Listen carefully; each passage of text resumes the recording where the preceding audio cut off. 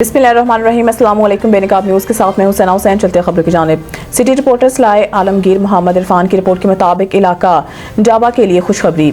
Safia clinic जाबा नाली के बाकायदा ओपनिंग कर दी गई है, जिसकी इफ्तिताही तकरीब मुनक़िद की गई। इस शानदार इफ्तिताह की तकरीब के chief guest doctor Shakeel Anwar Manhas और डॉक्टर सफिया साहिबा ने फीता काटा।